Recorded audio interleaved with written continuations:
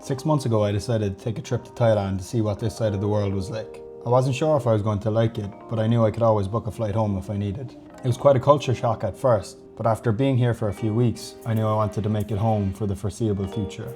My name is Mark Murphy and I'm 24 years old from Ireland. I chose Thailand, specifically Phuket, because I had some connections here, the fitness culture is strong and the cost of living is reasonable.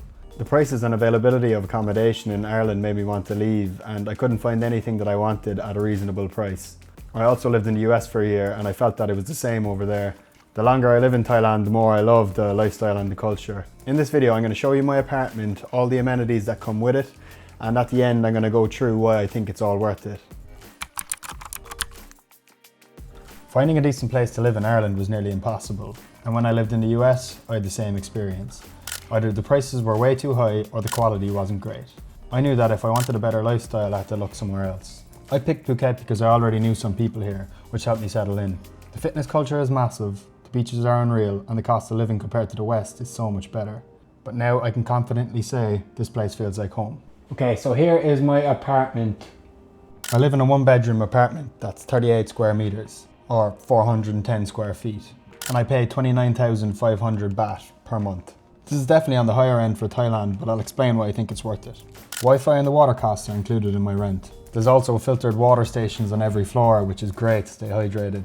Another perk is that I get my room clean once a week, and they even make my bed, because to be honest, I hate changing the sheets more than anything.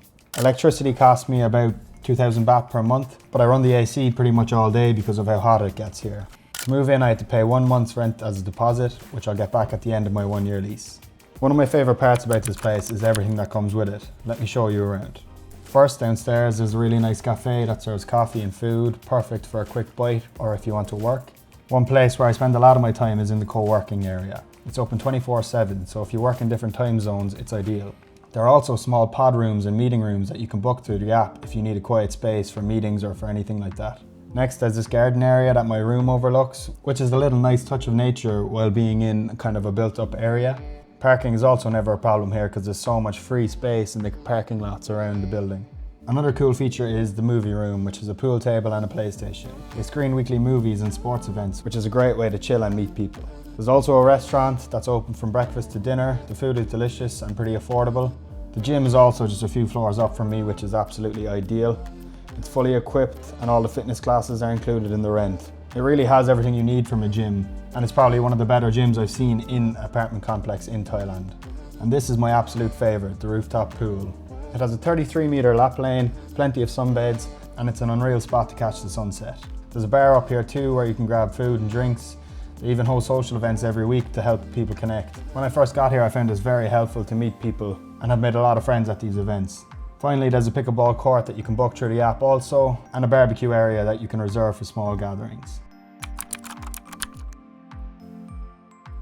So when I first got here, I booked this place for a week and I started checking apartments all around the area.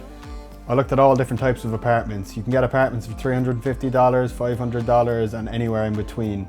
But when I viewed them all, none of them gave me the same feeling as this one did. To be honest with you, the community aspect was a huge factor in me choosing this place. Within my first week, I met people in the gym, in the co-working area, by the pool, and it just made me feel very welcome. And when you're moving from one side of the world to the other, to a place that you've never been in your life, I think this was just so important for me.